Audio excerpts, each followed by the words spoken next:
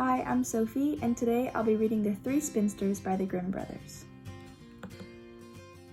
There once was a girl who was lazy and would not spin, and her mother could not persuade her to do what she would. At last, the mother became angry and out of patience and gave her a good beating, so that she cried out loudly. At that moment, the queen was going by, and she heard the crying. She stopped, and going into the house, she asked the mother why she was beating her daughter so that everyone outside in the streets could hear her cries. The mother was ashamed to tell of her daughter's laziness, so she said, "I cannot stop her from spinning. She is forever at it, and I am poor and cannot furnish her with flax enough." Then the queen answered, "I like nothing better than the sound of the spinning wheel, and always feel happy when I hear its humming. Let me take your daughter with me to the castle. I have plenty of flax. She shall spin there to her heart's content." The mother was only too glad of the offer, and the queen took the girl with her. When they reached the castle, the queen showed her 3 rooms which were filled with the finest flax, as full as they could hold. "Now you can spin me this flax," said she, "and when you can show it to me all done, you shall have my eldest son for bridegroom. You may be poor, but I make nothing of that. Your industry is dowry enough." The girl was inwardly terrified, for she could not have spun the flax, even if she were to live 100 years old and were to sit spinning every day of her life from morning to evening.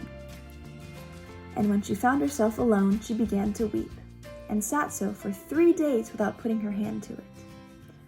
On the 3rd day the queen came, and when she saw that nothing had been done of the spinning, she was much surprised. But the girl excused herself by saying that she had not been able to begin because of the distress she was in at leaving her home and her mother. The excuse contented the queen, who said, however, as she went away, "Tomorrow you must begin to work." When the girl found herself alone again, she could not tell how to help herself or what to do. And in her perplexity, she went off and gazed out of the window. There she saw 3 women passing by, and the first of them had a broad, flat foot, and the second had a big underlip that hung down over her chin, and the third had a remarkably broad thumb. They all of them stopped in front of the window and called out to know what it was the girl wanted. She told them all her need, and they promised her their help, and said, "Then will you invite us to your wedding, and not be ashamed of us, and call us your cousins, and let us sit at your table? If you will promise us this, we will finish off your flax spinning in a very short time." "With all my heart," answered the girl. "Only come in now and begin at once." Then these same women came in, and she cleared a space in the first room for them to sit and carry on their spinning. The first one drew out the thread and moved the treadle that turned the wheel. The second moistened the thread, and the third twisted it and rapped with her finger on the table. And as often as she rapped, a heap of yarn fell onto the ground, and it was most beautifully spun. But the girl hid the 3 spinsters out of the queen's sight, and only showed her, as often as she came, the heaps of well-spun yarn. And there was no end to the praises she received. When the first room was empty, they went on to the second, and then to the third, so that at last all was finished. Then the 3 women took their leave, saying to the girl, "Do not forget what you have promised, and it will be all the better for you." "I have 3 cousins," said the girl, "and as they have shown me a great deal of kindness, I would not wish to forget them in my good fortune. May I be allowed to invite them to my wedding and ask them to sit at the table with us?" The queen and the bridegroom said at once, "There is no reason against it."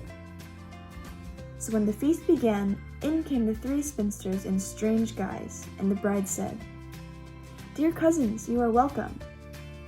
"Oh," said the bridegroom, "how come you have such dreadfully ugly relations?" And then he went up to the first spinster and said, "How is it that you have such a broad, flat foot?" "With treading," answered she, "with treading." Then he went up to the second and said, "How is it that you have such a great hanging lip?" "With licking," answered she, "with licking."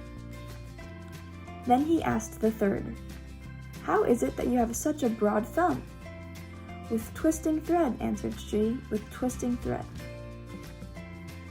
Then the bridegroom said that from that time forward his beautiful bride should never touch a spinning wheel, and so she escaped that tiresome flax spinning.